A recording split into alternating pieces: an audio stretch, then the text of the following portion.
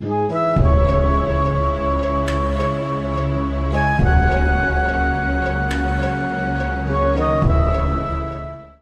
beat-em-up genre was huge back in the 80s and early 90s.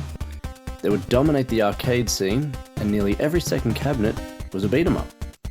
Some of these heavy hitters included Streets of Rage, Golden Axe, Battletoads, The Simpsons, and even the Teenage Mutant Ninja Turtles threw their shell in the ring. One series, however, arguably stood above all of them. Double Dragon, released in 1988 on the Sega Master System by Technos Japan. How many dragons does it take to knock someone's lights out? Pop it in and find out.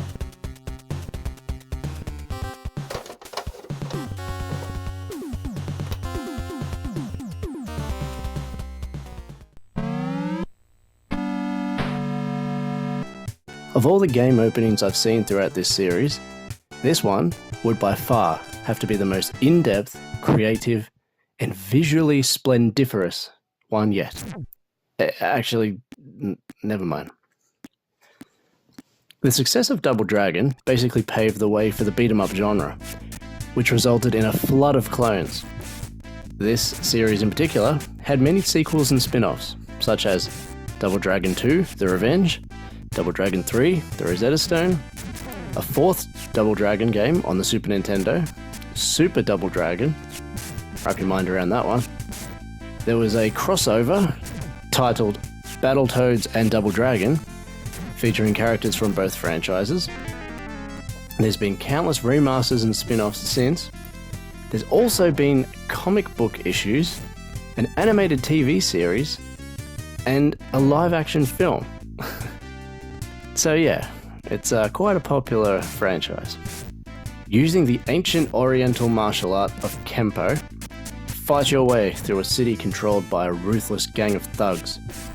Keep your guard up as you battle to save your sweetheart and restore the streets to law and order. Player 1 controls Billy, and Player 2 is Jimmy. You can perform movements such as kicking, jumping, punching, and the ever-reliable, sometimes crucial, flying jump kick. Some enemies will carry melee weapons, which can be knocked out of their hands and picked up for your use against them. Available weapons can include baseball bats, whips, throwing knives, dynamite, and even oil drums, boxes, and rocks. The game is divided into 4 stages, which consist of a slum, a factory, a forest, and the leader's hideout.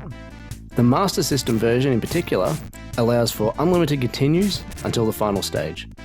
However, if a player performs 10 backward jump kicks at the start of the final stage, they will retain their unlimited continues. So it's good to know. Now visually, the enemies look good, great sprites. The colours I feel are a little bit soft, but it still makes the grade. It's a good looking game. Audio-wise, the tunes are catchy. They have that arcadey sort of feel to them, which is always great. Now on controls, as you would have seen throughout this entire playthrough, pressing both buttons will get you to do a flying jump kick, and that is essential. Now I never owned any version of Double Dragon, but my friend had it on the NES. Strangely, the NES version actually omits the 2-player option. Apparently this was due to the inexperience that the devs had with the hardware at the time. So a cart will run you about 20, and boxed, that goes for about 50. This was a well-received version of this game. A great port. So, that was Double Dragon. Honestly quite good. Great music, good graphics, fun gameplay, especially with the 2-player co-op. That's awesome.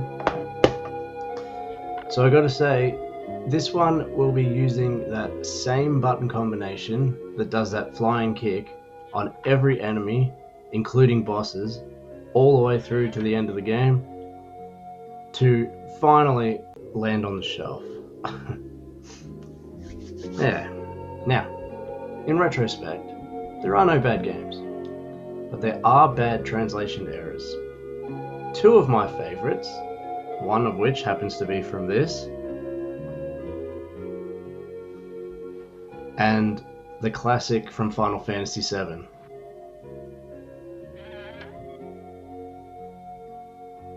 See you later.